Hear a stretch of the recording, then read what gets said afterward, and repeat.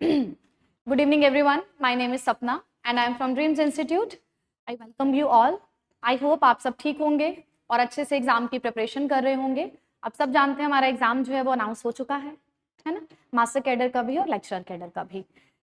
मतलब almost two announce है, but lecturer cadre की सीट्स हमारे पास आ चुकी हैं, तो अब हमें ज़्यादा देरी नहीं करनी चाहिए प्रैक्टिस करने पे. जैसा कि आप स्क्रीन पे देख पा रहे हैं, तो ये जो हमारे पास मैंने रिएक्शन लिखा है, ये फोटोसिंथेसिस का रिएक्शन है. और फोटोसिंथेसिस हमारी प्लांट फिजियोलॉजी का फर्स्ट चैप्टर है जिसे हम आज कवर कर रहे हैं. तो let's start with the photosynthesis. Basics मैंने अपने लास्ट लेक्चर में कवर करे हैं, बट इसमें भी मैं कवर कर दूंगी ताकि आप लोगों को वापस से रिकॉल हो जाए. चलो, अगर आप इस रिएक्शन को देखें तो ये मैंने फोटोसिंथेसिस का एक बैलेंस रिएक्शन लिखा है जिसके अंदर कार्बन डाइऑक्साइड और वाटर कंबाइन कर कर क्या बना रहे हैं, ग्लूकोज बना रहे हैं.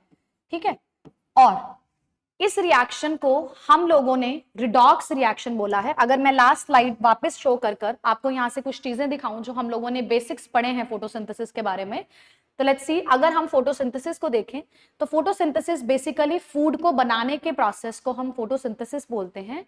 जनरली ये एक एनाबॉलिक रिएक्शन है क्योंकि यहां पर चीजें बन रही हैं. आप खाना बना रहे हो, आप कुछ कंस्ट्रक्टिव काम कर रहे हो, आप कुछ कंस्ट्रक्शन कर रहे हो, ये आप प्लांट्स हैं बेसिकली, है ना, या फिर आपके जो ऑटोट्रॉफिक ऑर्गेनिजम्स हैं जो अपना खाना खुद सिंथेसाइज करते हैं. तो खाना बनाना, आप सिंपल सब्सटेंसेस को जोड़कर कॉम्प्लेक्स सब्सटेंस बना रहे हो, तो आप इसे क्या बोलते हो, एक एनाबॉलिक प्रोसेस है. यहां पर हम सिंपल सब्सटेंसेस से कॉम्प्लेक्स सब्सटेंस बना रहे हैं. आप कुछ तोड़ नहीं रहे हो, बल्कि आप कंस्ट्रक्शन कर रहे हो, आप चीजों को बना रहे हो. ठीक है, नेक्स्ट अगर हम देखें, यहां पर एनर्जी यूटिलाइज होती है, हम सनलाइट को यूज करते हैं, तो इसको हम क्या बोलते हैं, एंडरगोनिक प्रोसेस. फिर यहां पर सिंपल सब्सटेंसेस को आपने कॉम्प्लेक्स सब्सटेंसेस में कन्वर्ट करा. उसके अलावा हम इस रिएक्शन के लिए क्या वर्ड यूज करते हैं, फिजियोकेमिकल रिएक्शन. तो ये बात ध्यान रखिएगा, photosynthesis is like a physiochemical reaction. और ये एक रिडॉक्स रिएक्शन है. रिडॉक्स रिएक्शन का मतलब ये एक ऐसी रिएक्शन है जिसके अंदर रिडक्शन भी हो रहा है और साइमल्टेनियसली ऑक्सीडेशन भी हो रहा है.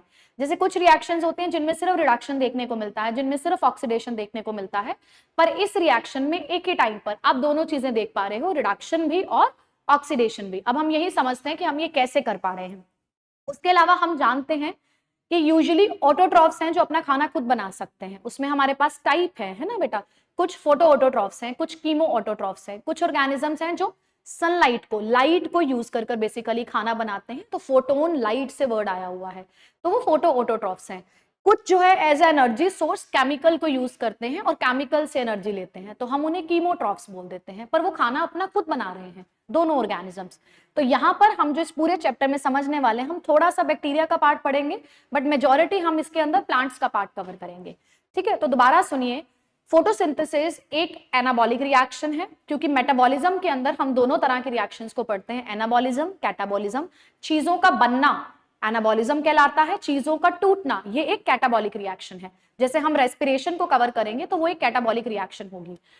अब यहां पर सिंपल सब्सटेंसेस और कॉम्प्लेक्स सब्सटेंसेस बना रहे हो, एक ही रिएक्शन के अंदर रिडक्शन और ऑक्सीडेशन दोनों हो रहे हैं. और सबसे इंपॉर्टेंट, हम लाइट एनर्जी को केमिकल एनर्जी में कन्वर्ट कर रहे हैं. प्लांट सनलाइट को पकड़ता है और उसे ग्लूकोज के अंदर स्टोर कर देता है in the form of chemical energy. तो यहां पर जो ग्लूकोज बनने जा रहा है, जब हम कार्बन, हाइड्रोजन, ऑक्सीजन को कंबाइन कर कर एक C6H12O6 मॉलिक्यूल बनाएंगे, तो उनके बीच में जो बॉन्ड्स बने हैं, एनर्जी उनके अंदर स्टोर है. जब हमें वो एनर्जी चाहिए होगी, हमें उस ग्लूकोज को तोड़ना पड़ेगा और उन बोन से जो एनर्जी रिलीज होगी वही हम एनर्जी यूज करेंगे in the form of ATP. ठीक है, तो यहां पर आप क्या कर रहे हो, प्लांट्स लाइट एनर्जी को केमिकल एनर्जी में कन्वर्ट कर रहे हैं और फूड के अंदर वो उसे स्टोर कर रहे हैं, जिसे वो खुद भी यूज करेंगे और हम भी उसे यूज करेंगे. यहां पर मैंने आपके सामने बैलेंस रिएक्शन लिखा है हमारी फोटोसिंथेसिस का. फोटोसिंथेसिस के अंदर कार्बन डाइऑक्साइड और वाटर ये हमारे रॉ मटेरियल्स हैं. इन रॉ मटेरियल्स को प्लांट कंबाइन करता है with the help of sunlight and with the help of chlorophyll, और वो उसे किस में कन्वर्ट कर देता है, ग्लूकोज और ऑक्सीजन में. ध्यान से सुनिएगा बेटा, प्लांट एक्चुअली में ग्लूकोज बनाना चाह रहा है, तो ग्लूकोज उसका मेन प्रोडक्ट है. ऑक्सीजन बाय चांस रिलीज हो गया है, इसीलिए हम उसे बाय प्रोडक्ट बोलते हैं, ये हमारा मेन प्रोडक्ट नहीं है. ठीक है, दोबारा सुनिए, यहां पर ये जो रॉ मटेरियल्स हैं ये प्लांट को मिलने वाले हैं. ये कहां से मिलेंगे वो हम अभी देखेंगे. प्लांट्स इन रॉ मटेरियल्स को कंबाइन कर कर ग्लूकोज बनाने वाला है। बट सबसे इंपॉर्टेंट चीज, लाइट को ट्रैप करना है, तो सनलाइट को हम यूज करेंगे और वो लाइट ट्रैप कौन करेगा? Chlorophyll molecule. और इसीलिए इन दोनों के बिना खाना नहीं बन सकता। हमें ये सब कुछ चाहिए खाना बनाने के लिए। ये चारों एक तरीके से हमारे रॉ मटेरियल्स का पार्ट बनेंगे। इधर वाली साइड्स के लिए हम रिएक्टेंट्स वर्ड यूज करते हैं, उनके लिए हम प्रोडक्ट्स बोलते हैं। ठीक है, तो यहां पर कार्बन डाइऑक्साइड और वाटर कंबाइन कर कर ग्लूकोज बनाने जा रहे हैं। अब मैं जो आपको समझाना चाह रही हूं कि इस रिएक्शन के अंदर एक ही टाइम पर ऑक्सीडेशन और रिडक्शन कैसे हो रहा है, तो चलो समझते हैं। मैंने आपको अभी बताया और मैं फिर से रिपीट कर रही हूं, है ना, क्योंकि हमारा लेक्चर थोड़ा सा करप्ट हो गया था, तो मैं दोबारा बता रही हूं कि हमारे पास दो रिएक्शंस होती हैं, रिडक्शन एंड ऑक्सीडेशन। अगर मैं रिडक्शन की बात करूं तो रिडक्शन का बेसिकली मतलब क्या है, मैं फिर बता रही हूं, ये मैं लिखते हुए किसी भी केमिस्ट्री के टीचर को चैलेंज नहीं कर रही हूं, ना ही किसी केमिस्ट्री के स्टूडेंट को चैलेंज कर रही हूं। मैं एक बायोलॉजी की टीचर हूं, तो आप लोग मेरी केमिस्ट्री में अगर कोई छोटा सा एरर हो तो उसे जाने दीजिएगा। ठीक है, मेरे हिसाब से जो रिडक्शन का मतलब है उसके लिए मैं 3 चीजें यूज कर सकती हूँ, और अगर ये तीनों चीजों में से कुछ भी हो रहा है तो आप उसे रिडक्शन बोल सकते हो। सबसे पहले, अगर किसी में इलेक्ट्रॉन्स एड ऑन हो रहे हैं, मतलब अगर गेन ऑफ इलेक्ट्रॉन हो रहा है तो आप उसे रिडक्शन बोलते हैं। अगर उसमें किसी भी सब्सटेंस में एडिशन हो रहा है हाइड्रोजन का, तब भी आप उसे क्या बोलेंगे? रिडक्शन बोलेंगे। अगर वहां से रिमूवल हो रहा है ऑक्सीजन का, तो आप उसे क्या बोलेंगे? आप उसे क्या बोलेंगे? रिडक्शन बोलेंगे। ठीक है, सेम बिल्कुल इसका उल्टा ले आओ। अगर कहीं से इलेक्ट्रॉन लूज कर रहे हैं, लॉस हो रहा है इलेक्ट्रॉन्स का, तो हम उसे ऑक्सीडेशन बोलते हैं। अगर रिमूवल हो रहा है हाइड्रोजन का, मैं यहां पर हाइड्रोजन मेंशन कर देती हूं रेदर देन H2 लिखने की बजाय, क्योंकि मैं वही बताना चाह रही हूं कि मैं कोई केमिस्ट्री टीचर नहीं हूं, तो कोई एरर नहीं होना चाहिए यहाँ। ठीक है, तीसरा, अगर किसी चीज में ऑक्सीजन का एडिशन हो रहा है तो भी वो क्या है? ऑक्सीडेशन है। ठीक है, अब हमें ये देखना है कि जो हमने फोटोसिंथेसिस का रिएक्शन लिखा है उसमें हो क्या रहा है इनमें से, क्योंकि दोनों चीजें होंगी। उस रिएक्शन में रिडक्शन भी हमें देखने को मिलेगा और ऑक्सीडेशन भी देखने को मिलेगा। तो चलो इस रिएक्शन को देखते हैं वापस। अगर आप इस रिएक्शन को देखो, मैं एक नई रिएक्शन लिखती हूं, है ना, वो ज्यादा ठीक है। यहां पर आपके पास क्या है? CO2 प्लस H2O, इन दोनों से मिलकर क्या बन रहा है? C6H12O6, और ऑक्सीजन हो रही है रिलीज। ठीक है, अब अगर आप देखें, मैं आपसे पूछना चाहती हूं, आप मुझे बताइए कि ये जो ऑक्सीजन है ये कहां से आ रहा है? क्या ये CO2 से आ रही है या ये वाटर से आ रही है ना? जो हमारे साइंटिस्ट थे, इन्होंने एक्सपेरिमेंट्स करे हैं, जो हम आगे पढ़ने वाले हैं, जिन्होंने उन एक्सपेरिमेंट्स में प्रूव करा है कि ये जो ऑक्सीजन है वो वाटर से आती है, ना कि CO2 से आती है। मतलब प्लांट जो ऑक्सीजन यूज करता है, या फिर आप ये समझिए जो ऑक्सीजन एक्चुअली में रिलीज हो रही है इन दी फोटोसिंथेसिस प्रोसेस, वो ऑक्सीजन CO2 वाली ऑक्सीजन नहीं है, वो ऑक्सीजन वाटर वाली ऑक्सीजन है। उन्होंने एक्सपेरिमेंट करके इसे देखा है और हम भी उस एक्सपेरिमेंट को समझेंगे। ठीक है, अब यहां पर पानी को तोड़ने से ऑक्सीजन रिलीज हुई है, और जब हमने पानी को तोड़ा है तो वहां पे लॉस ऑफ इलेक्ट्रॉन्स भी हुआ है। वहां पर क्या हुए हैं? लॉस ऑफ इलेक्ट्रॉन्स हुए हैं। मैं रिएक्शन को यहां साइड पर लिखकर दिखा रही हूं आपको, क्योंकि हम वैसे ही आगे रिएक्शन करने वाले हैं, पर एक बार हम समझ लेते हैं। जब आप पानी को तोड़ते हो तो वहां से प्रोटॉन, इलेक्ट्रॉन्स और ऑक्सीजन रिलीज होती है। जब ऑक्सीजन भी रिलीज हो रही है, पानी में से ऑक्सीजन निकल रही है, इलेक्ट्रॉन्स भी निकल रहे हैं, तो लॉस हो रहा है बेटा इलेक्ट्रॉन का। ठीक है, और ऑक्सीजन भी जा रही है बेसिकली पानी को छोड़कर। तो आप इस रिएक्शन को क्या बोल सकते हो? ऑक्सीडेशन। यहां पर पानी टूट रहा है, पानी की ऑक्सीडेशन हो रही है, जिससे ऑक्सीजन एनवायरनमेंट में रिलीज होकर चली गई है और इलेक्ट्रॉन्स लूज हो गए हैं। तो यहां पर लॉस ऑफ इलेक्ट्रॉन हुआ है, तो हमने इसके लिए ऑक्सीडेशन टर्म यूज करा है। अब आप दूसरा देखिए, यहां पर हमारे पास कार्बन डाइऑक्साइड है। कार्बन डाइऑक्साइड ही वो एक्चुअली में रॉ मटेरियल है जो हमारा ग्लूकोज बनाने वाला है। ग्लूकोज बनाने में जो CHO ये सब चीजें लगती हैं, वो बेसिकली कार्बन डाइऑक्साइड ही अपने आप को रिड्यूस करता है और अपने आप को ग्लूकोज में कन्वर्ट करता है। तो यहां पर कार्बन डाइऑक्साइड की रिडक्शन होती है, क्योंकि आप इस कार्बन डाइऑक्साइड को इलेक्ट्रॉन्स देने वाले हो, आप इनमें एडिशन करवाने वाले हो इलेक्ट्रॉन्स की, आप कार्बन डाइऑक्साइड को इलेक्ट्रॉन्स देने वाले हो, तो कार्बन डाइऑक्साइड का गेन होने वाला है इलेक्ट्रॉन्स के साथ, और आप यहाँ पर हाइड्रोजन भी ऐड कर रहे हो। आप यहाँ पर क्या कर रहे हो, हाइड्रोजन भी ऐड कर रहे हो। तो जब हम किसी चीज में हाइड्रोजन ऐड कर रहे हैं, किसी चीज में इलेक्ट्रॉन्स ऐड ऑन कर रहे हैं, तो वो रिएक्शन क्या कहलाता है, वो रिएक्शन रिडक्शन कहलाता है। तो यहां पर ये जो हुई है वो क्या हुई है बेटा, रिडक्शन। तो यहां पर ये क्या हो रही है, रिडक्शन। तो कार्बन डाइऑक्साइड रिड्यूस होकर क्या बना रहा है, ग्लूकोज। वाटर ऑक्सीडाइज होकर क्या बना रहा है, ऑक्सीजन। तो यहां पर पानी की ऑक्सीडेशन हुई है और कार्बन डाइऑक्साइड की रिडक्शन हुई है। तो जो ग्लूकोज आपके पास बना है वो एक तरीके से रिड्यूस्ड प्रोडक्ट है, क्योंकि वो कार्बन डाइऑक्साइड में इलेक्ट्रॉन्स और हाइड्रोजन ऐड करके बना है। आपने उस कार्बन डाइऑक्साइड के अंदर इलेक्ट्रॉन्स और हाइड्रोजन को ऐड ऑन करा है, जिसकी वजह से वो रिड्यूस हुआ और वो क्या बना, ग्लूकोज बना। तो यहां से ये प्रूफ होता है कि हमारी फोटोसिंथेसिस रिएक्शन के अंदर दोनों चीजें साइमल्टेनियसली चल रही हैं। यहां पर ऑक्सीडेशन भी हो रहा है और यहां पर रिडक्शन भी हो रहा है। इस वजह से रिएक्शन क्या है, ये रिडॉक्स रिएक्शन है। और यहां पर सनलाइट यूज हो रही है, एनर्जी यूज हो रही है, तो ये एक एंडरगोनिक प्रोसेस है। तो ये हमारे बेसिक्स हैं। अब यहां से अगर आप ये देखो कि हमारी फोटोसिंथेसिस के रॉ मटेरियल्स क्या हैं, कि इस रिएक्शन को करने के लिए, ठीक है, हमारे पास रॉ मटेरियल्स क्या हैं फोटोसिंथेसिस के लिए, जो आप ये प्रोडक्ट बनाने जा रहे हो, उस प्रोडक्ट में क्या क्या चीजें यूज हो रही हैं, आपके क्या रिएक्टेंट हैं। ठीक है, तो हमारे पास क्या क्या रॉ मटेरियल्स में आ रही हैं चीजें। सबसे इंपॉर्टेंट कार्बन डाइऑक्साइड, क्योंकि बिना कार्बन डाइऑक्साइड के आपका ग्लूकोज नहीं बन सकता। देन वाटर, बिना वाटर के आपके पास इलेक्ट्रॉन्स प्रोटॉन्स नहीं आ सकते, आपके पास ऑक्सीजन नहीं रिलीज हो सकता। और सबसे इंपॉर्टेंट, प्लांट को पानी एक्चुअली में इसलिए चाहिए ताकि वो अपने गार्ड सेल्स को फुलाकर अपना स्टोमेटा खोल सके, अपने स्टोमेटल पोर की ओपनिंग कर सके, ताकि CO2 अंदर एंटर कर सके। अगर प्लांट के पास पानी नहीं होगा तो आपके जो गार्ड सेल्स हैं वो स्वेल नहीं करेंगे, ये पोर ओपन नहीं होगा, CO2 अंदर नहीं आ सकती और फोटोसिंथेसिस हो नहीं सकती। ठीक है, तो हमें पानी बेसिकली इसलिए चाहिए। फिर हमें साथ में क्या चाहिए बेटा, सनलाइट चाहिए, क्योंकि हमें एनर्जी सोर्स चाहिए। तो सनलाइट बेसिकली प्लांट के लिए एनर्जी सोर्स है। आप प्लांट को चाहो तो ट्यूबलाइट भी दे सकते हो, वो उससे भी एनर्जी को ले लेगा। ठीक है, फिर हमारे पास है क्लोरोफिल पिगमेंट। ये बहुत इंपॉर्टेंट है। हमें, आपने तो प्लांट को एनर्जी दे दी, आपने तो प्लांट को सनलाइट प्रोवाइड कर दी, पर क्या प्लांट उस सनलाइट को ले पा रहा है। आप अगर प्लांट को चाहते हो कि वो सनलाइट ले, तो उसको क्लोरोफिल मॉलिक्यूल उसके अंदर होना मस्ट है। ये वो पिगमेंट है जो लाइट को ट्रैप करता है। तो क्लोरोफिल पिगमेंट जो है वो लाइट को ट्रैप करने के लिए चाहिए। ठीक है, हम ये सारी चीजें बेसिक समझ रहे हैं, क्योंकि जब हम लोग एग्जाम की प्रिपरेशन करते हैं तो बहुत बार हम बेसिक छोड़ देते हैं। तो क्लोरोफिल पिगमेंट सनलाइट को ट्रैप करने के लिए चाहिए। सनलाइट हमारे पास एनर्जी सोर्स है।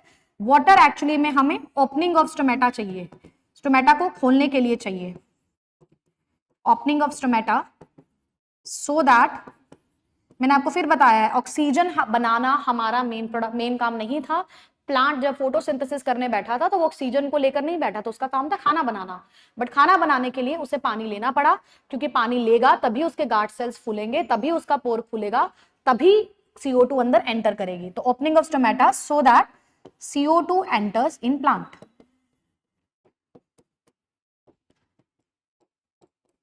ठीक है, नेक्स्ट हमारे पास है कार्बन डाइऑक्साइड। यही एक्चुअली में हमारा कार्बन सोर्स है। कार्बन डाइऑक्साइड से ही हमें कार्बन मिलने वाला है फॉर ग्लूकोज, क्योंकि हमें कार्बन मस्ट है ग्लूकोज बनाने के लिए, C6H12O6। ठीक है, तो ये हमारा बेसिक्स है फोटोसिंथेसिस का जो हमने कवर करा है। इनको भी हम और डिटेल में समझेंगे, डोंट वरी। जहां आपको लगे कि आपको समझ में नहीं आ रहा, आप मुझसे कमेंट बॉक्स में पूछ लीजिएगा, मैं आपको एक्सप्लेन कर दूंगी। ठीक है, तो ये हमारे रॉ मटेरियल्स हैं फोटोसिंथेसिस के। अब हम आगे बढ़ते हैं।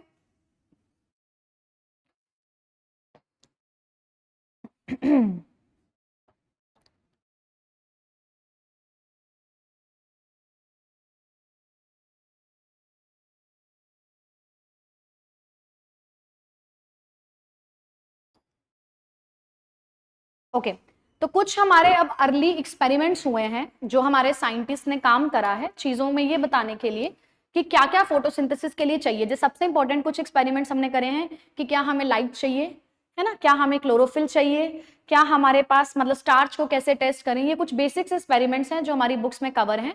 कुछ एक्सपेरिमेंट्स तो साइंटिस्ट के नाम से हैं जो हमें कवर करने हैं, कुछ एक्सपेरिमेंट्स ऐसे ही रैंडमली हमें दिए हुए हैं, हमें उन्हें भी समझना है। जैसे सबसे पहले एक्सपेरिमेंट हमारे पास आता है कि क्या ग्रीन प्लांट्स को लाइट और क्लोरोफिल चाहिए खाना बनाने के लिए, है ना। तो सबसे पहले आता है हमारे पास requirement of light and chlorophyll. तो इन्हें मैं एक ही साथ कवर कर देती हूं, requirement of light and chlorophyll for photosynthesis, कि क्या हमें लाइट और क्लोरोफिल चाहिए खाना बनाने के लिए। अब आपके सामने है बेटा, बिना लाइट एक्चुअली में एक एनर्जी सोर्स है इस रिएक्शन को करने के लिए, और क्लोरोफिल उस एनर्जी को ट्रैप करने के लिए चाहिए। ये तो हम अब जानते हैं कि बिना इन दोनों के प्लांट खाना सिंथेसाइज नहीं कर सकता, बट जब साइंटिस्ट ने इस प्रोसेस को पढ़ना शुरू करा था और हमारे लिए किताबें लिखनी शुरू करी थी, उन्होंने सब चीजों को प्रैक्टिकली प्रूव करके देखा था कि भाई क्या सच में जरूरत है। तो इन्होंने क्या करा होगा, आप मुझे बताइए कि कैसे हम कर सकते हैं।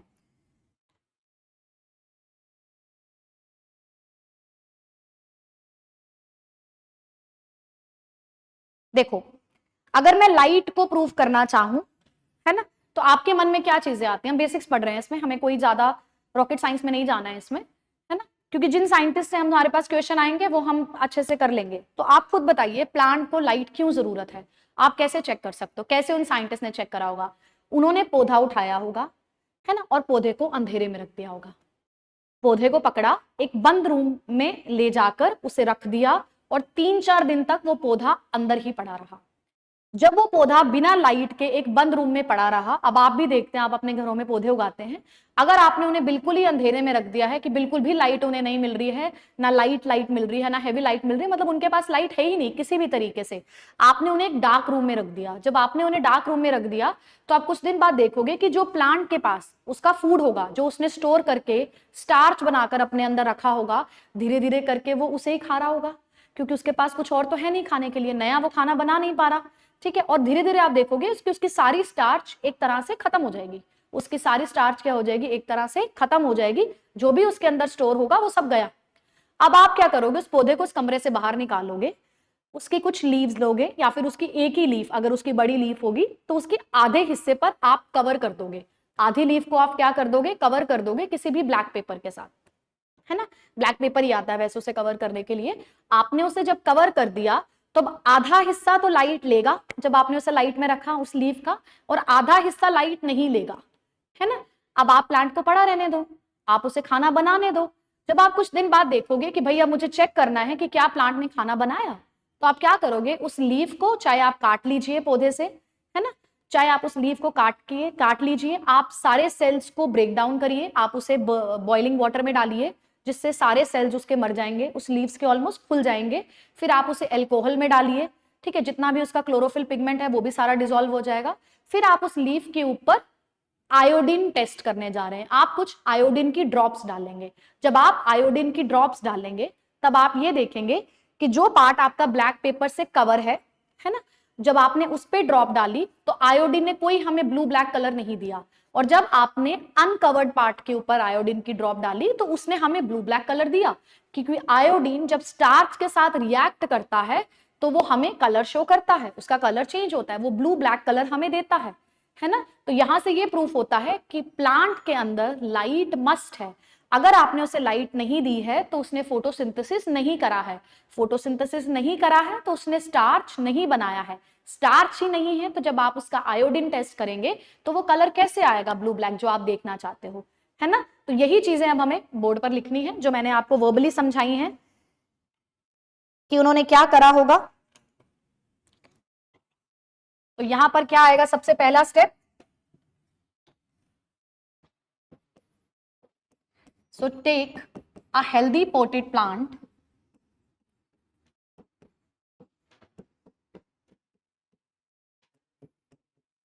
ठीक है, आपने एक हेल्दी पॉटेड प्लांट लिया है एंड आपने उसे रख दिया है डार्क में, and keep it in the dark for some days,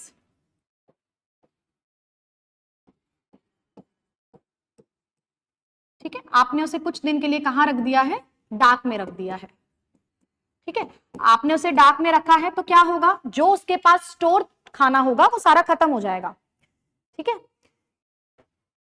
to remove starch, आपने उसके सारी स्टार्च को खत्म कर दिया। ठीक है, ताकि हम फ्रेश स्टार्ट कर सकें।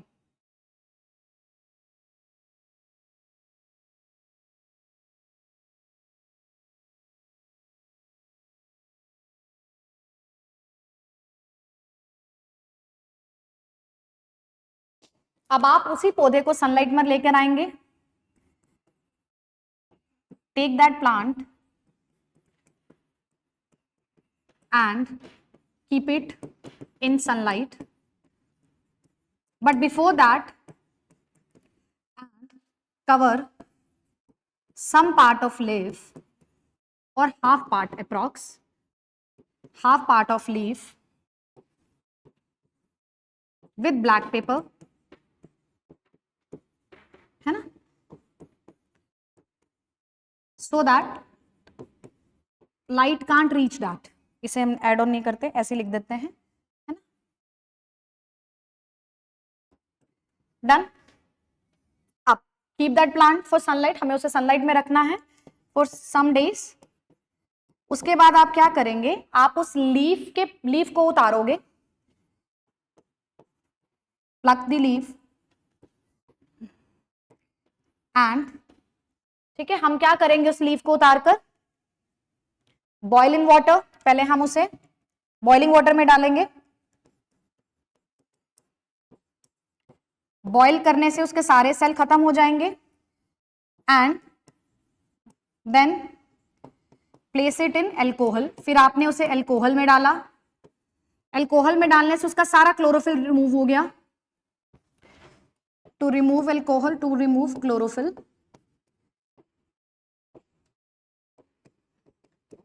ठीक है, ये हमारे 3 स्टेप हो गए हैं। नेक्स्ट स्टेप हमारा क्या है, स्टेप 4। अब आपको क्या करना है, आपको उस लीफ को उतारकर, मतलब बेसिकली टेस्ट ही करना है। हमने ऑलरेडी लीफ को प्लग कर लिया है, ठीक है, उसे हमने पहले बॉइलिंग वाटर में डाला, आपने उस लीफ को बॉईल करा जिससे उसके सारे सेल्स मर गए, है ना। ये सब हम इसीलिए कर रहे हैं ताकि हमारा जो रिजल्ट आए वो हम एक्यूरेटली देख पाए, कि हमारे पास कुछ भी ऐसी चीज नहीं होनी चाहिए जो हमारे रिजल्ट में किसी तरीके से रुकावट डाल सके। फिर आपने उसी को किस में डाला है, एल्कोहल में डाला है। एल्कोहल में डालने से उसका जितना भी क्लोरोफिल पिगमेंट था वो भी सब गया। अब आपके पास सिर्फ स्टार्च ही टेस्ट करने को चीज बचेगी। अब आप स्टेप 4 में क्या करेंगे, add iodine solution, add iodine solution, ठीक है, ऑन लीफ। आपने लीफ पे आयोडीन सॉल्यूशन डाला, ठीक है। अब आपके पास रिजल्ट क्या आएगा, जो हमारी ऑब्जर्वेशन रहेगी वो क्या रहेगी, रिजल्ट में क्या होगा, जो पार्ट आपने कवर करा हुआ था जब आपने उसमें आयोडीन का सॉल्यूशन डाला तो उसका कलर चेंज नहीं हुआ, और जब आपने अनकवर्ड पार्ट पे आपने आयोडीन का सॉल्यूशन डाला तो उसने हमें कलर शो करा। ठीक है, ये आपकी लीफ है, ठीक है। मैंने इस लीफ को ब्लैक पेपर से कवर करा हुआ है, तो मैं अब इसे कवर करने के लिए क्या ही कलर यूज करूं, क्योंकि हमारी स्क्रीन वैसी है। पर चलो हम कवर कर देते हैं। आधा आपको ऐसे मैं दिखा देती हूँ ताकि आपको आधा पार्ट ना दिखाई दे, है ना। ये आपने उसे कवर कर दिया है, ऑलमोस्ट हमने हाफ पार्ट को कवर कर दिया है। मैंने इसे ब्लैक कर दिया है, ठीक है। इसे दिखाने के लिए मैं आपको ब्लू कलर की बाउंड्री यूज कर देती हूँ ताकि आप थोड़ा सा डिफ्रेंशिएट कर पाए, ठीक है। हमने इसे कवर कर रखा है, ठीक है। अब आप इस कवर्ड पार्ट को जब उतारोगे, ठीक है, और इन दोनों पार्ट पे आप डालने वाले हो, तो ये आपका अनकवर्ड पार्ट है लीफ का, ठीक है, और ये हमारा कवर्ड पार्ट है लीफ का, ठीक है बेटा। जब आपने अनकवर्ड पार्ट के ऊपर आयोडीन सॉल्यूशन डाला है,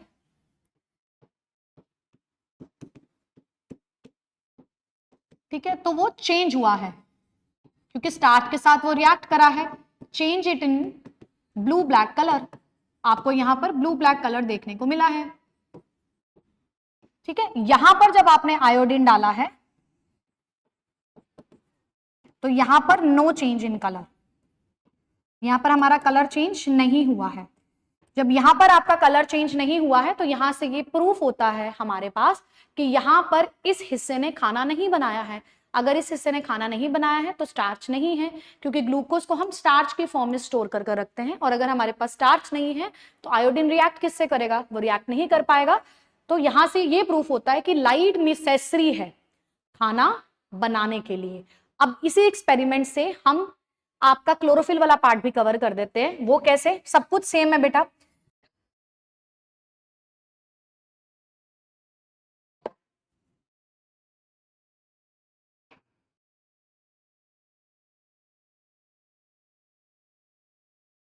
ओके, माइक की वजह से हमारा क्लास बीच में रह गया था, तो मैं इस वाले एक्सपेरिमेंट को इस पूरे डायग्राम से स्टार्ट कर रही हूँ, क्योंकि मैंने साउंड चेक करा है तो इस डायग्राम की शुरुआत से ही जो ऑडियो था वो आना बंद हो गया था।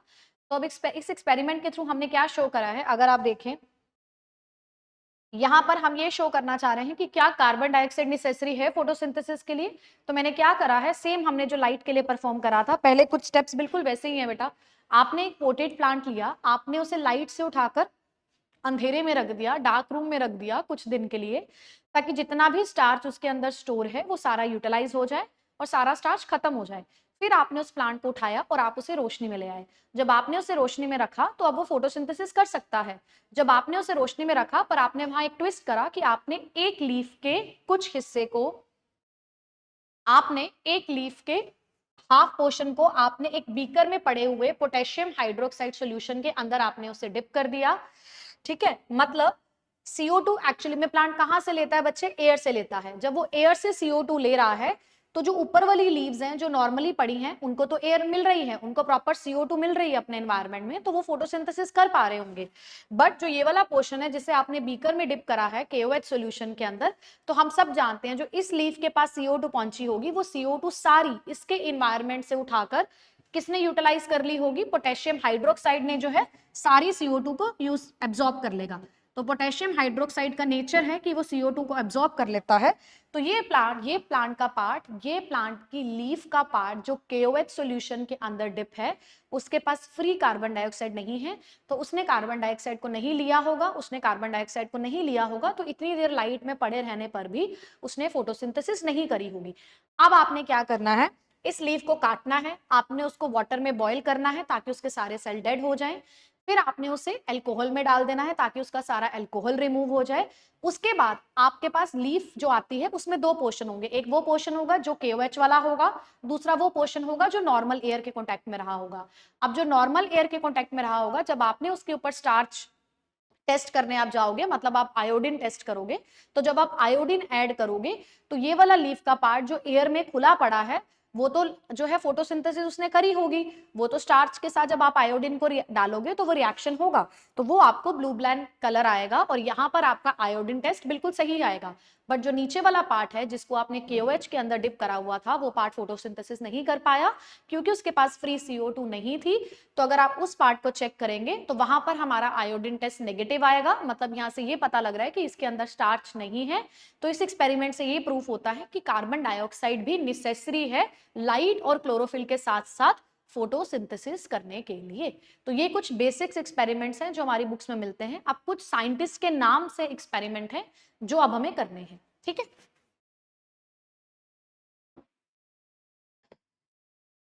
सबसे पहले हमारे पास बच्चे एक्सपेरिमेंट आता है जोसेफ प्रिस्ली। क्या एक्सपेरिमेंट है आपके पास, जोसेफ प्रिस्ली। इसे मैंने हमारे नोट्स में भी ऐड ऑन करा है, ठीक है। तो जब हम यहां से कहानी स्टार्ट कर रहे हैं तो सबसे पहले हिस्टोरिकल अकाउंट जो आपकी फोटोसिंथेसिस में आता है, इन दो एक्सपेरिमेंट्स को अगर हम छोड़ दें जो हमने अभी डिस्कस करे हैं, तो सबसे पहले हमारे मन में आता है स्टेफन हेल्स के बारे में। हमें सबसे पहले इनके बारे में पढ़ना है। इनके बारे में हमारे पास बहुत ज्यादा हमें एक्सपेरिमेंटली प्रूफ करने की जरूरत नहीं है, क्योंकि जो एक्सपेरिमेंटली ज्यादा स्टडीज करी हैं, जिन्होंने एक्सपेरिमेंट्स करे हैं, वो आगे हमारे आने वाले साइंटिस्ट हैं। ये वो पहले शख्स थे जो जिन्होंने ये बताया है that gaseous constituents of the air and light also contribute to the building up of the plant body। ये पहले वो थे जिन्होंने प्रूव करा कि जो आपकी एयर के गैशियस कॉन्स्टिट्यूट्स हैं, मतलब आपकी CO2 और आपकी जो लाइट है, ये भी दोनों फोटोसिंथेसिस के लिए जरूरी है। इन्होंने हमें इन्हीं दो बातों के बारे में बताया है, मतलब कि एयर मस्ट है। अगर आप प्लांट को बिना हवा के भी रख दोगे तो भी वो फोटोसिंथेसिस नहीं कर सकता। अगर आप उस प्लांट को डार्क में भी रख दोगे तो भी वो फोटोसिंथेसिस नहीं कर सकता। मतलब प्लांट को हवा में रखना भी जरूरी है, प्लांट को CO2 मिलनी चाहिए। और यहां से ये बताते हैं कि जो CO2 है वो गैसियस जो कंटेंट है, मतलब एयर का पार्ट है बेसिकली। प्लांट जो CO2 लेता है वो एयर से लेता है, इसलिए प्लांट को एयर में रखना उतना ही जरूरी है जितना उसे लाइट में रखना जरूरी है। ये बातें किन्होंने बताई हैं? स्टेफन हेल्स ने बताई हैं, और पहली बार यही साइंटिस्ट थे हमें ये सब बातें बताने वाले। तो अगर हमसे क्वेश्चन पूछा जाए एग्जाम के अंदर कि who was the first person जिन्होंने हमें एयर के गैसियस कंस्टिट्यूएंट्स के बारे में बताया, लाइट के बारे में बताया, कि प्लांट को अपनी बॉडी बनाने के लिए, प्लांट को अपने आप को हरा भरा दिखने के लिए, अपना अंदर स्टार्च स्टोर करने के लिए, अपने अंदर फोटोसिंथेसिस करने के लिए उसे एयर और लाइट दोनों की जरूरत है। बट इन्होंने कोई फोटोसिंथेसिस जैसी टर्म यूज नहीं करी है, इन्होंने सिर्फ इतना बताया कि अगर प्लांट को अपनी बॉडी बनानी है, प्लांट को अगर प्लांट बनना है तो उसके लिए एयर भी मस्ट है, उसके लिए लाइट भी मस्ट है। ये बातें हमें स्टीफन हेल्स ने बताई हैं। ठीक है, आगे चलते हैं। जोसेफ प्रिस्ली, ठीक है, ये बहुत इंपॉर्टेंट है हमारे एग्जाम के पॉइंट ऑफ व्यू से। सो जो जोसेफ प्रिस्ली हैं, उन्होंने एक्चुअली में एक एक्सपेरिमेंट करा। उन्होंने अपने एक्सपेरिमेंट में क्या क्या चीजें ली? उन्होंने एक बेल जार लिया, ठीक है, फिर उन्होंने एक माइस लिया, फिर उन्होंने एक कैंडल ली, फिर उन्होंने एक मिंट प्लांट लिया। ये सब चीजें उन्होंने ली हैं जोसेफ प्रिस्ली ने, और फिर उन्होंने एक्सपेरिमेंट प्रूफ करा है। पहले आप मुझसे वर्बली समझिए, फिर हम उसको यहां पर एक्सपेरिमेंटली समझेंगे। क्या करा होगा उन्होंने? जो हमारे जोसेफ प्रिस्ली थे, उन्होंने एक बेल जार लिया। आप देखते होंगे बहुत सारी बेकरीज में हमें ऐसे जार दिख जाते हैं जिनके अंदर हमने अपनी कुकीज को और अपने मफिन्स को पैक करके रखा होता है। अगर आप अच्छी बेकरीज में जाएंगे तो आपको वहां पर दिखते हैं। वैसा ही एक बेल जार उन्होंने लिया है। मैं एक बार चेक करती हूँ कि क्या हमने, यस, समथिंग लाइक दैट, है ना। ये तो फिर भी हमने बहुत बेसिक सा डायग्राम शो कर दिया। बेल जार बहुत सुंदर होता है। मैं अगर ड्रॉ करके दिखाऊं तो समथिंग लाइक कुछ इसी तरीके से वो होता है ना, बड़ा सारा। चलो रहने देते हैं, एक्सपेरिमेंट नहीं करते हैं, ठीक है। ऐसी एक कांच का बेटा वो बर्तन होता है ना, जिसे नीचे प्लेट के ऊपर ऐसे रख दिया जाता है ना, उसके अंदर हमारा सब कुछ स्टोर करके हम रखते हैं बेकरीज के अंदर, और हमारे घरों में भी हम उसे यूज करते हैं। अब इन्होंने क्या करा?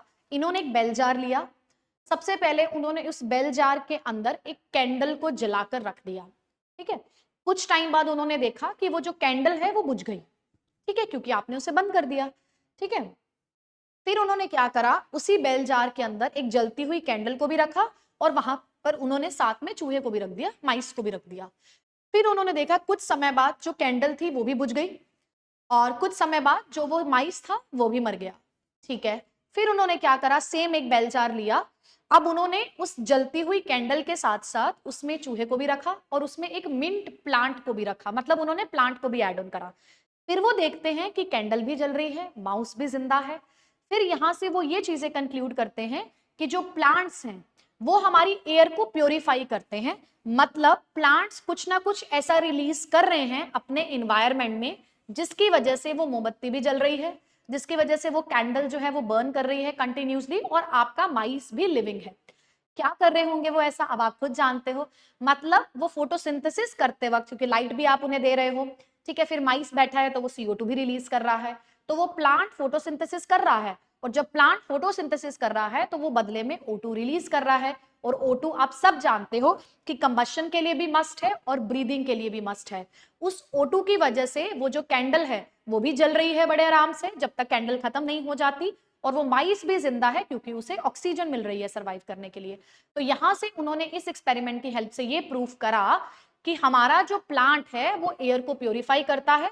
मतलब वो कुछ ना कुछ ऐसा एयर में जरूर दे रहा है जिसकी वजह से हमारा जो कैंडल है वो भी कंटिन्यूसली बर्न कर रहा है, और हमारी जो प्लांट माइस है वो भी लिविंग है। तो इससे पता लगता है कि ब्रीदिंग और कंबशन के लिए ऑक्सीजन चाहिए, और प्लांट इन्वायरमेंट में ऑक्सीजन देते हैं। तो ये जो जोसेफ प्रिस्ली हैं, इन्होंने इसे एक्सपेरिमेंटली प्रूव करा था बेल जार एक्सपेरिमेंट के साथ, ठीक है। एक बार इनकी थ्योरी पढ़ लेते हैं। क्या बोलते हैं जोसेफ प्रिस्ली यहां पर? अगर यहां पर इनका मैं ईयर मेंशन करना चाहूं बेटा एग्जैक्ट, तो इन्होंने जो एक्चुअली में काम करा है, ठीक है, इनका बर्थ और जो है, जस्ट अ सेकेंड, ठीक है, मैं यहां पे थोड़ा सा करेक्शन करना चाहती हूं क्योंकि हो सकता है हमारे पास दो डाटा आ जाएं। तो 1772 हमने लिखा हुआ है नो डाउट, बट यहाँ पर जो इन्होंने ये काम करा है बेसिकली 1770 में इन्होंने ये काम करा है। 1770 के अंदर ये प्रूव करते हैं कि role of air in growth, ठीक है, ऑफ एयर बेसिकली। और यहां पर 1774 में उन्होंने डिसॉल्व्ड ऑक्सीजन के बारे में बताया है। 1774 में उन्होंने डिसॉल्व्ड ऑक्सीजन के बारे में बताया है। अगर हमें इन चीजों के बारे में पूछा जाए तो आप ये बता सकते हो, ठीक है। बट यहाँ पर जो हमारे पास डेट्स मेंशन है वो भी ठीक है। अगर मैं इनके बर्थ की डेट की बात करूं तो 1733 में इनका बर्थ हुआ है और 1804 में ये चल बसे हैं, है ना। तो ये इनकी डेट्स हैं। अगर आप हमसे क्वेश्चन पूछा जाए तो वैसे तो हमसे डेट पे क्वेश्चन इसमें आएगा नहीं, बट अगर आ जाता है तो हमें थोड़ा सा रफ आइडिया होना चाहिए। अब यहाँ पर अगर हमारे पास 1772 भी मेंशन है तो भी सही है, क्योंकि ये दोनों ऑप्शन एक साथ हमारे पास नहीं आएंगी, इन दोनों में से एक ही ऑप्शन आएगी। तो आप देखिए कि जोसेफ प्रिस्टली ये शो करते हैं कि जो बर्निंग कैंडल है, जब उन्होंने क्लोज्ड बेल जार के अंदर उसे रखा है, वुड एक्सटिंग्विश, वो खत्म हो जाएगी, और जो माउस उस जार में रखा हुआ है कैंडल के बुझते ही वो माउस भी मर जाएगा, ठीक है, ड्यू टू विटिएटेड इम्प्योर एयर की वजह से, क्योंकि अब वो एयर इम्प्योर हो चुकी है। However when a mint plant was kept in the same sealed jar, लेकिन अब आप उस जार में कैंडल और माउस के साथ साथ अगर आप एक मिंट प्लांट रखते हैं तो हमारी जो एयर है उसकी जो एबिलिटी है वो रिस्टोर्ड हो जाएगी और वो फिर से कंबशन को भी सपोर्ट करने लग जाएगी और एक एनिमल लाइफ को भी सपोर्ट करने लग जाएगी। मतलब आपकी एयर प्योर हो जाएगी, फिर से आपकी एयर को प्योरीफाई कर दिया जाएगा। और वो एयर कौन प्योरीफाई करते हैं? प्लांट्स। हम ये वर्ड यूज करते हैं बेटा कि हमारे जो नेचर में प्लांट्स हैं वो प्योरिफिकेशन का काम करते हैं। यहां से ये प्रूफ इन्होंने भी करा है कि हमें सांस लेने के लिए भी ऑक्सीजन चाहिए और बर्निंग के लिए भी, कंबशन के लिए भी ऑक्सीजन चाहिए, और वो ऑक्सीजन हमें प्लांट से ही मिलती है। So this was the first scientific evidence that green plants could purify air, although Priestley did not realize that light was essential for this process. इन्होंने लाइट के बारे में नहीं बताया, इन्होंने सिर्फ इतना ही बताया कि प्लांट्स का क्या रोल है, कि प्लांट्स हमारी एयर को प्योरीफाई करते हैं। ये सबसे इंपॉर्टेंट पॉइंट है जो इन्होंने बताया है, प्लांट्स प्योरीफाई एयर, ठीक है, और इसकी वजह से लाइफ जो है वो पॉसिबल हो पा रही है, कैंडल भी जल पा रही है और आपका माउस भी जो है वो भी जिंदा है। तो ये जो प्रूफ करा है वो हमारे जोसेफ प्रिस्टली ने प्रूफ करा है। This is very important experiment, ठीक है।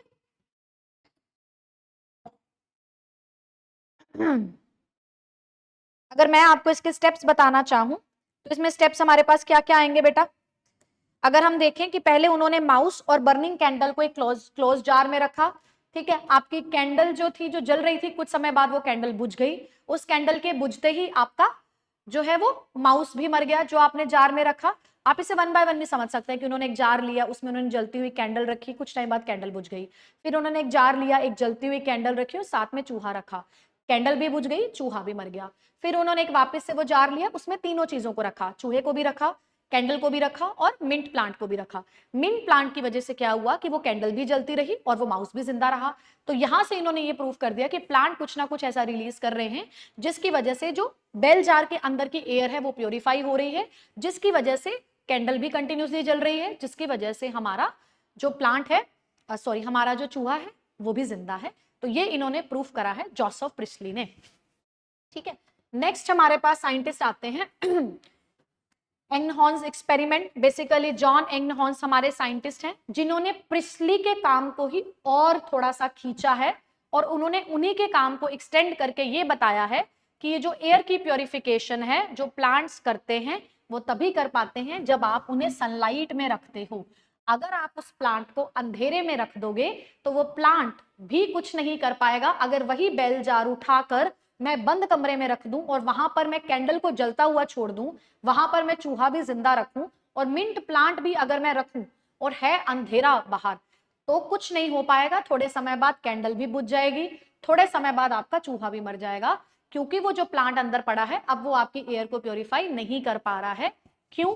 क्योंकि वो एयर को तभी तक प्योरीफाई कर सकता है जब आपने उसे लाइट में रखा हुआ है। तो उन्होंने ये बताया कि जो भी कुछ हो रहा है वो बिना लाइट के नहीं हो सकता है। मतलब जो हमारी फोटोसिंथेसिस है उसे करने के लिए लाइट भी मस्ट है।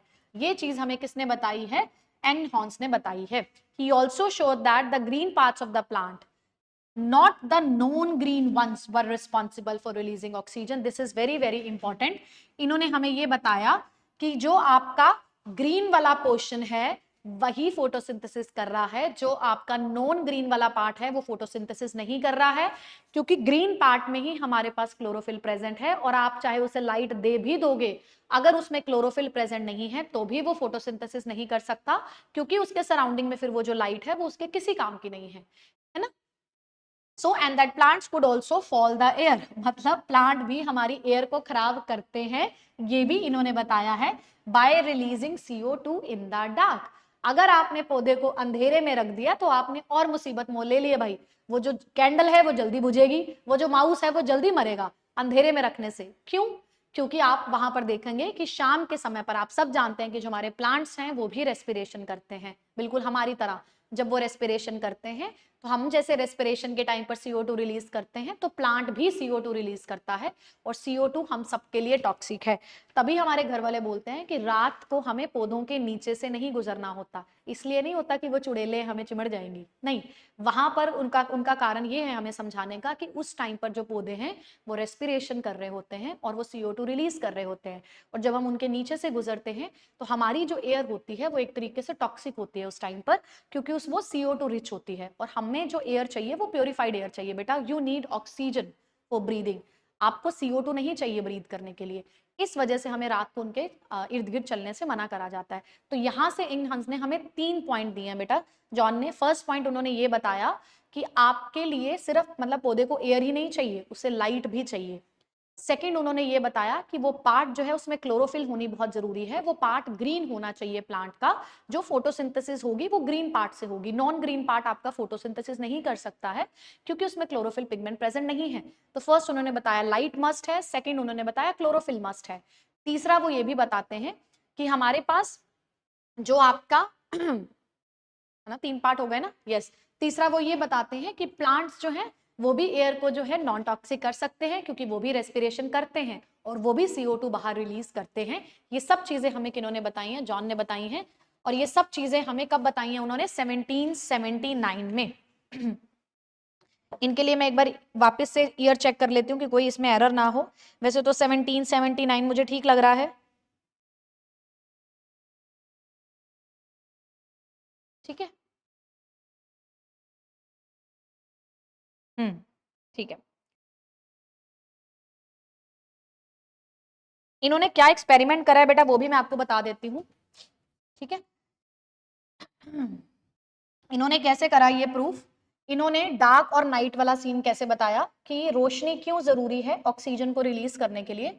इन्होंने क्या करा, एक बीकर लिया एक तरीके से, ठीक है।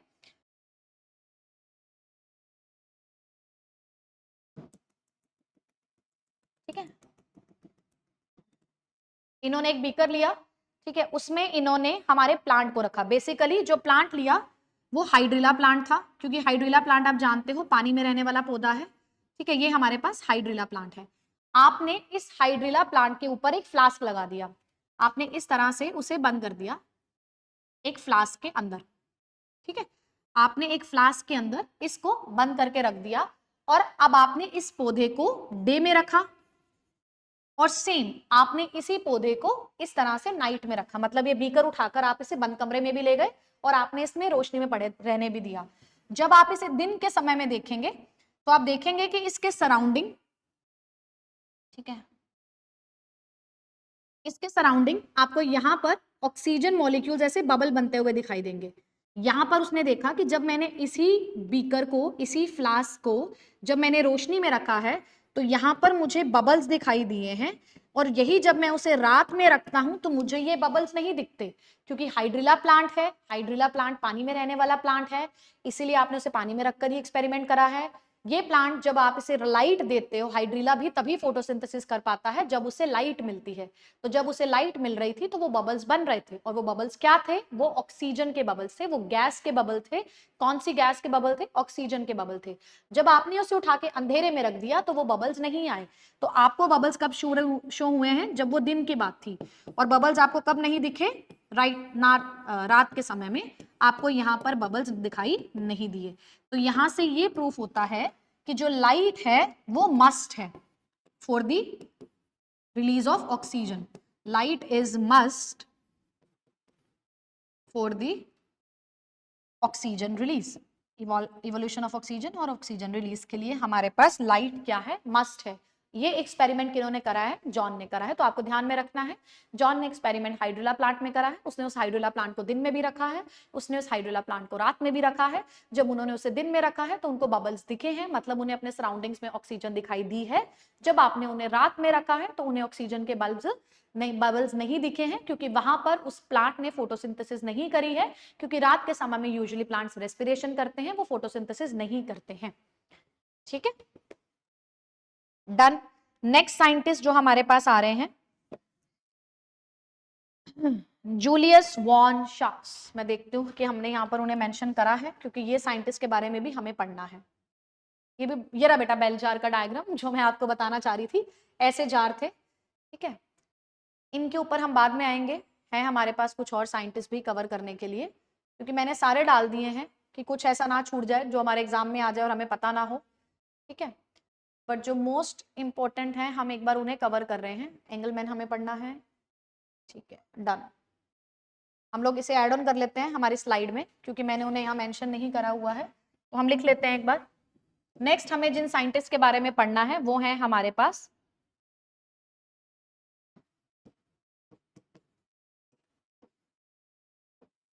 Julius von sacks. ठीक है, ये हमारे साइंटिस्ट हैं। ठीक है, एक्चुअली में इन्होंने क्या करा है वो समझिए।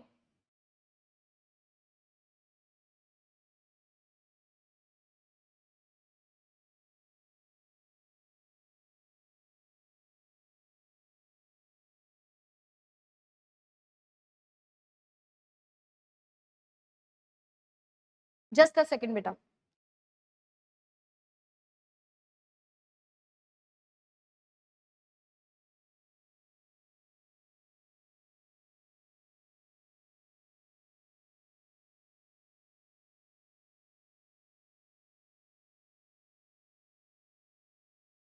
डन। आपको जूलियन वॉन शाक्स को कैसे दिमाग में रखना है? आपको इन्हें दिमाग में रखना है स्टार्च को समझते हुए दिमाग में। S for sacks, S for starch. Basically आप सब जानते हो कि प्लांट्स जो बनाते हैं वो ग्लूकोज बनाते हैं बेटा। उस ग्लूकोज को हम स्टोर किस फॉर्म में करके रखते हैं? स्टार्च की फॉर्म में। प्लांट का जो स्टोर्ड फूड है वो स्टार्च है, और हमारा जो स्टोर्ड फूड है वो ग्लाइकोजन है। हमारे अंदर भी बहुत सारे ग्लूकोज के मॉलिक्यूल्स को कंबाइन कर कर हम ग्लाइकोजन बनाते हैं। सेम प्लांट्स के अंदर भी प्लांट्स बहुत सारे ग्लूकोज को कंबाइन करके स्टार्च बनाता है। तो स्टार्च और ग्लाइकोजन दोनों कॉम्प्लेक्स शुगर हैं। मतलब मैं क्या समझाना चाहती हूँ, प्लांट जो फोटोसिंथेसिस करता है वो इसीलिए करता है कि वो अपने पास फूड को स्टोर कर सके, और उसका जो स्टोर्ड फूड होता है वो स्टार्च होती है। तभी आप स्टार्च के ऊपर आयोडीन टेस्ट कर पा रहे हो, क्योंकि जो आयोडीन है वो स्टार्च के साथ रिएक्ट करता है बेटा, और वो आपका कलर चेंज करता है। तो यहां से शाक्स ने ये बताया कि जो प्लांट है जब वो फोटोसिंथेसिस करता है तो वो जो फूड बनाता है उस फूड को बनाकर उसे वो स्टार्च की फॉर्म में कन्वर्ट करके रखता है। बस इतना सा ही हमें शाक्स ने बताया है। क्लियर है? हमें ज्यादा डिटेल में जाने की जरूरत नहीं है, बट मैं स्टेप बता देती हूँ। स्टेप सारे सेम है बेटा। सेम आपको एक हेल्दी पॉटेड प्लांट लेना है, आपको उस प्लांट को अंधेरे में रखना है ताकि उसकी सारी स्टार्च खत्म हो जाए। फिर आप उस प्लांट को बाहर उठाकर लेकर आते हो, फिर आप उस प्लांट की लीफ को ब्लैक पेपर से कवर कर देते हो। आधा पार्ट लाइट के कॉन्टेक्ट में रहता है, आधा पार्ट लाइट के कॉन्टेक्ट में नहीं रहता है। फिर आप उस लीफ को प्लग करते हो, उसे उठाकर आप बॉइलिंग वाटर में डालते हो ताकि उसके सारे सेल्स मर जाएं। फिर आप उसी लीफ को उठाकर अल्कोहल में डालते हो ताकि उसका सारा क्लोरोफिल जो है वो रिमूव हो जाए। फिर आप उस लीफ के ऊपर आयोडीन टेस्ट करते हो। जब आप उस लीफ के ऊपर आयोडीन का टेस्ट करते हो तो जहां पर फोटोसिंथेसिस हुई है, जहां पर मतलब स्टार्च स्टोर हुआ है, वहीं पर वो आपको आयोडीन टेस्ट पॉजिटिव देगा, नहीं तो वो आयोडीन टेस्ट आपके पास क्या आएगा? नेगेटिव आएगा। तो यहां से शाक्स ने ये बताया कि प्लांट फोटोसिंथेसिस करने के बाद अपने अंदर जो स्टोर्ड फूड रखते हैं वो स्टार्च है। बस ये हमें शाक्स ने बताया है। Stored food in plant is starch. ठीक है, और प्लांट हम सब जानते हैं कहां कहां स्टोर करता है स्टार्च। प्लांट यूजुअली अपने क्लोरोप्लास्ट में भी स्टोर करता है, क्योंकि वो जो आपकी ग्लूकोज बनती है वो क्लोरोप्लास्ट के अंदर बनती है। उस क्लोरोप्लास्ट के अंदर हम स्टार्च को स्टोर कर सकते हैं। उसके अलावा प्लांट्स अपनी जो है रूट्स में भी खाने को स्टोर कर सकता है, स्टेम में भी खाने को स्टोर कर सकता है, लीफ में भी खाने को स्टोर कर सकता है। अब आप सब जानते हो कि अगर हम पालक खा रहे हैं तो पौधे ने अपना सारा खाना पालक के पत्तों में स्टोर करके रखा हुआ है, क्योंकि आप पत्ते खा रहे हो। अगर हम आलू खा रहे हैं तो उसने स्टेम में स्टोर करा हुआ है ना। तो जहां पर वो खाने को स्टोर करता जाएगा वही आप खाओगे। जैसे आप स्वीट पोटैटो खाते हो तो उसने अपना रूट में खाना स्टोर करा हुआ है, तो आप रूट खा रहे हो बेसिकली, है ना। तो प्लांट अपने खाने को किसी भी पार्ट में स्टोर करके रख सकता है, बट वो जो स्टोर करके रखता है वो स्टार्च की फॉर्म में स्टोर करके रखता है, ठीक है। और ये हमें किन्होंने बताया है, जूलियस वॉन शास ने बताया। तो एस फॉर शास, एस फॉर स्टार्च, बस हमें इतना सही ध्यान में रखना है, ठीक है। नेक्स्ट हमें पढ़ना है यहां पर, इनके ऊपर हम बाद में आते हैं, यस, एंगलमैन के बारे में। एंगलमैन जो थे वो ये साइंटिस्ट थे जिन्होंने एक्चुअली पे जो काम करा है ना बेटा, उन्होंने काम करा है क्लेडोफोरा के ऊपर। और क्लेडोफोरा एक फिलामेंटस एल्गा है ना। क्लेडोफोरा क्या है, एक फिलामेंटस एल्गी है। हम सब समझते हैं फिलामेंटस एल्गी का क्या मतलब है। हम जब फिलामेंटस एल्गी को सुनते हैं तो हमारे मन में स्पाइरोगायरा आती है ना, कि जो आपके पानी के ऊपर जो है चादर की फॉर्म में फैल जाती है पूरी एल्गी। तो ये भी क्लेडोफोरा भी एक फिलामेंटस एल्गी है। इस एल्गी के ऊपर हमारे एंगलमैन ने काम करा है। अब इन्होंने एक्चुअली में हमें क्या बताया है वो देखिए। इन्होंने क्या क्या लिया है एक्सपेरिमेंट करते हुए। इन्होंने एक माइक्रोस्कोपिक स्लाइड के ऊपर पानी की बूंद ली, क्योंकि उस पानी की बूंद में मतलब उस पानी के सैंपल के अंदर डेफिनेटली वो पानी जो लाए हैं वो किसी लेक से लाए हुए हैं, खड़े हुए पानी से, और उसमें वो क्लेडोफेरा एल्गी है। अब उस स्लाइड के ऊपर आपके पास क्लेडोफेरा एल्गी है, फिर आपने उसी स्लाइड पे कुछ बैक्टीरिया को भी उसके अराउंड डाल दिया है। उस एल्गी के अराउंड मैंने कुछ बैक्टीरिया को भी डाल दिया है, और वो कौन से बैक्टीरिया हैं, वो एरोबिक बैक्टीरिया हैं। अब आप जानते हैं कि जो एरोबिक बैक्टीरिया हैं वो ऑक्सीजन को यूज कर कर काम करेंगे, ठीक है। अब आपने क्या करा है, आपने उसे लाइट दी है, पर आपने वो लाइट ऐसे नहीं दी है। इन्होंने क्या करा, कैंडल से जलती हुई जो लाइट थी, जो व्हाइट लाइट थी, उसके सामने एक प्रिज्म रखा, जिसकी वजह से वो लाइट जो है वो 7 पार्ट में बट गई, जिसे आप क्या बोलते हो बेटा, VIBGYOR. Violet, indigo, blue, green, yellow, orange, red, वो 7 कलर्स हमने उस स्लाइड पर डाले हैं। अब जब वो आपने 7 कलर्स उस स्लाइड को दिए हैं, तो उस पे जो एल्गी पड़ी है ना, वो क्या करेगी, फोटोसिंथेसिस करेगी। अब आप नोटिस करोगे कि एल्गी के ऊपर लाइट पड़ रही है 7 कलर्स की। कौन कौन सी, violet, indigo, blue, green, yellow, orange, red. अब जो एल्गी ग्रो कर रही है ना, जो वो फोटोसिंथेसिस कर रही है, उसका वो पार्ट ज्यादा ग्रो कर रहा है बेटा, जो उसको ब्लू लाइट वाला पार्ट और उसका जो रेड लाइट वाला पार्ट है। मैं डायग्राम की हेल्प से आपको समझाने की कोशिश करती हूँ, है ना, देखिएगा बेटा।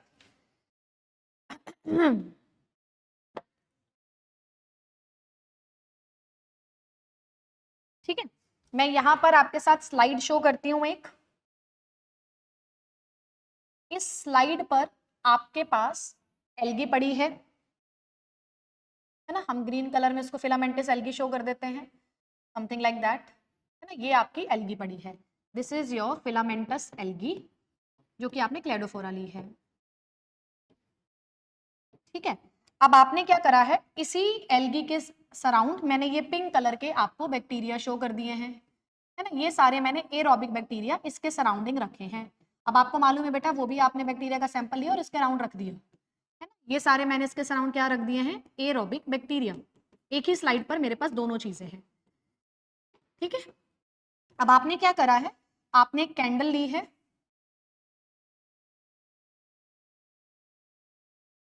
यहाँ पर मैंने एक कैंडल जलाई है, ठीक है।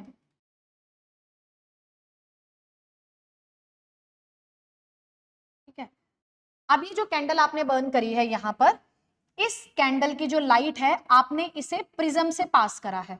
किससे पास करा है बेटा, प्रिज्म से आपने इसे पास करा है। मैंने यहाँ पर एक प्रिज्म रख दिया है, ठीक है, ये हमारा प्रिज्म है। आपने जब लाइट को प्रिज्म से पास करा है तो होगा क्या, लाइट ऐसे जा रही है ना, यहां पर आपकी लाइट जा रही है। अब ये लाइट जब जा रही है तो वो 7 कलर्स में टूट रही है, 1 2 3 4 5 6 एंड 7। और आप वो सारे कलर जानते हो जो हमारा रेनबो बनता है, उसमें हमारे पास कौन से कलर होते हैं, violet, indigo, blue, green, yellow, orange and red. तो हमने क्या करा है, हमने एक कैंडल ली है, आपने कैंडल को जलाया है, उसमें से जो व्हाइट लाइट पास हो रही है आपने उसे प्रिज्म में से पास करा है, और जब वो लाइट है वो टूट गई है 7 तरह की वेवलेंथ्स में, अलग अलग वेवलेंथ्स में। ये टोटल आप जानते हो 400 से 700 नैनोमीटर तक की हमारे पास रेंज होती है। और यहाँ पर कैसे वो रेंज बनती है, violet, indigo, blue, green, yellow, orange, red. अब आप मुझे बताइए क्या होगा। अब क्या होगा कि जो ये एल्गी है, जब उसे ये ब्लू वाला पार्ट दिखेगा, ये वाला पोर्शन बेसिकली ब्लू वाला रीजन, और जब उसे रेड वाला रीजन दिखेगा, यहां पर वो आपकी एल्गी ज्यादा फोटोसिंथेसिस शो करेगी, यहां पर वो एल्गी क्या करेगी बेटा, ज्यादा फोटोसिंथेसिस शो करेगी। क्यों भाई, ऐसा क्यों होगा? ऐसा इसीलिए होगा क्योंकि यहां पर फोटोसिंथेसिस ज्यादा होती है। प्लांट ब्लू और रेड लाइट पर ज्यादा फोटोसिंथेसिस करता है, तो आप नोटिस करोगे कि वो यहां पर फोटोसिंथेसिस करनी स्टार्ट करेगा और इस पोर्शन में वो आपको ज्यादा ग्रो होता हुआ दिखाई देगा, है ना। तो ये वाला पोर्शन हो जाएगा रेड लाइट की वजह से, रेड लाइट की वजह से वो ज्यादा ग्रो कर रहा है, और यहां पर वो ब्लू लाइट की वजह से ज्यादा ग्रो कर रहा है। ठीक है, जब वो ब्लू की वजह से ज्यादा ग्रो कर रहा है और रेड की, तो यहां पर और उसे क्या देखने को मिला, ये जो साइंटिस्ट थे उन्होंने देखा कि भाई जो बैक्टीरिया भी है ना, वो ज्यादा कहां एक्यूमुलेट होते हुए दिखाई दे रहे हैं, इस वाले हिस्से के पास, जो ब्लू के पास है और जो रेड के पास है। तो यहां से उन्हें पता लगा कि ये जो बैक्टीरिया है वो भागकर दो हिस्सों में चला गया है, यहां पर बैक्टीरिया की ग्रोथ ज्यादा है और यहां पर बैक्टीरिया की ग्रोथ ज्यादा है। ऐसा क्यों हो रहा है? क्योंकि भाई यहाँ पर फोटोसिंथेसिस ज्यादा है, और अगर इस हिस्से में बच्चे फोटोसिंथेसिस ज्यादा है तो मतलब यहाँ पर ऑक्सीजन ज्यादा है, और एरोबिक बैक्टीरिया को ऑक्सीजन चाहिए ना बेटा, तो वो ऑक्सीजन की तरफ भागेगा।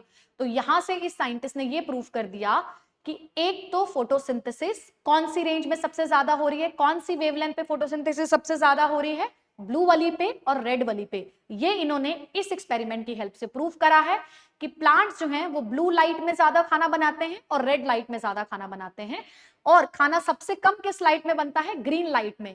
इसीलिए बनता है कम क्योंकि वो ग्रीन लाइट को रिफ्रैक्शन करके अंदर नहीं ले जा पाते, वो उसे रिफ्लेक्ट करते हैं, इसीलिए आपको प्लांट्स ग्रीन कलर के दिखाई देते हैं।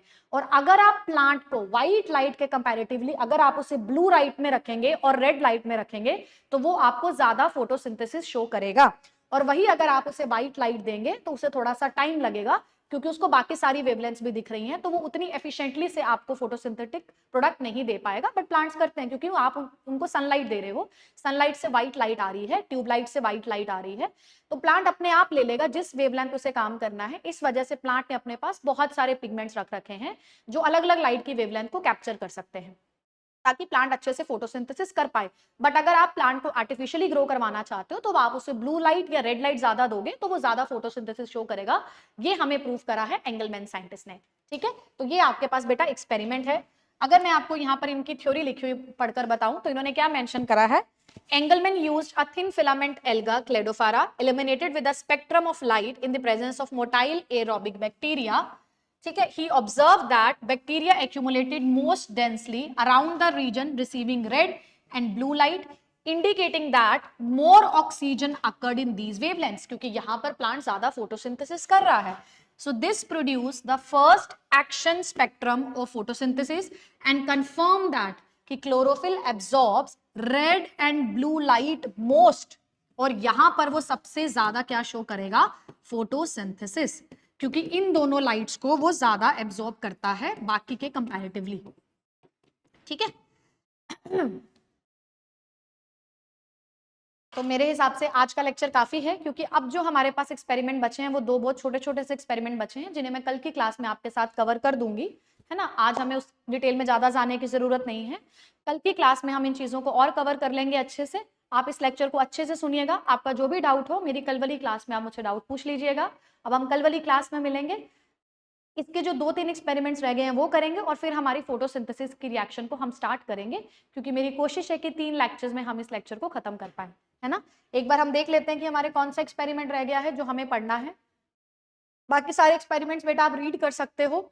हमें थोड़ा सा हिल्स एक्सपेरिमेंट के बारे में पढ़ना है, वो उन्होंने बहुत बेसिक बताया है। फिर हमें ब्लैकमैन्स का कॉन्ट्रीब्यूशन देखना है। हिल्स और ब्लैकमैन्स को हम आगे पढ़ने वाले हैं फोटोसिंथेसिस के अंदर, लाइट एंड डार्क रिएक्शन के अंदर, तो इन्हें हम वहीं कवर कर लेंगे।